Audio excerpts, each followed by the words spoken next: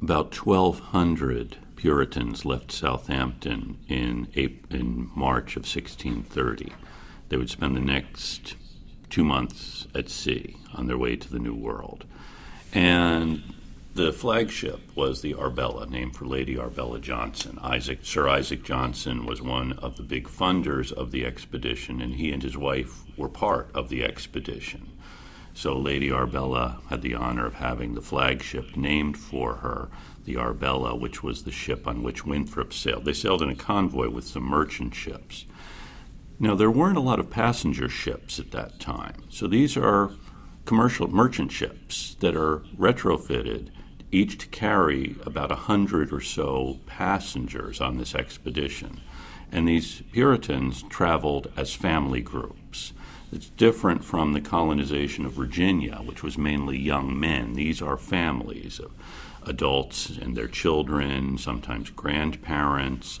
There's at least one child born on the expedition, unfortunately does not live, but you also have elderly people on this expedition crowded onto these ships. And in addition to the weather, the North Atlantic, it was a rainy spring, and the water was rough, and the water was high, and these are relatively small vessels. You had the fear of the French. The French and British were at war, and at one point they see what they think are 3 French warships approaching. They send the women and children below decks, and all of the men, both the sailors and the Puritan men like Winthrop, are practicing with their guns in case the French try to board them to defend the ship. As the ships approach, they do raise their flags, and they turn out to be English ships, so they're not in danger of the French. But still, it's not a far-fetched worry, particularly as they're in the English Channel, which is off the coast of France, and then as they approach the New World.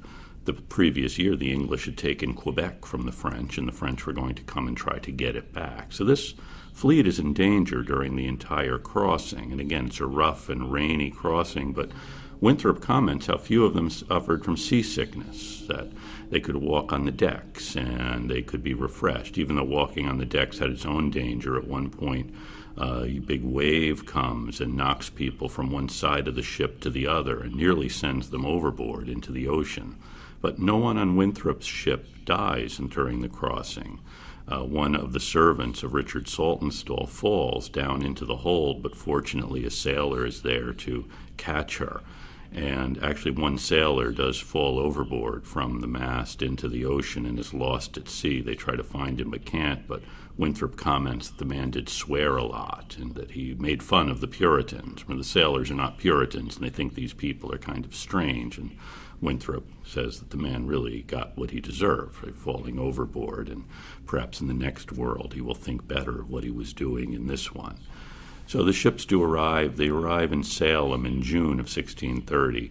The Salem, little outpost in Salem, had been started a year or two earlier, and this was supposed to be the center of the New England colony. Or their charter was for the land between the Merrimack River and the Neponset River, 3 miles on either side of each of these rivers, and here Salem seemed like a likely place for it. But Winthrop isn't impressed with Salem. The harbor is small, and the soil is rocky, and they really have not prospered here.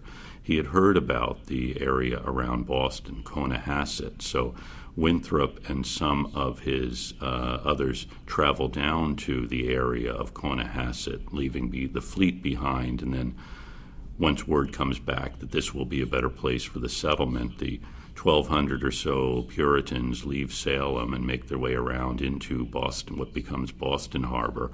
Doesn't please the folks in Salem that now you have the rest of the colony moving, because they thought Salem was going to be the center of it, but Boston does turn out to be a better place for this settlement.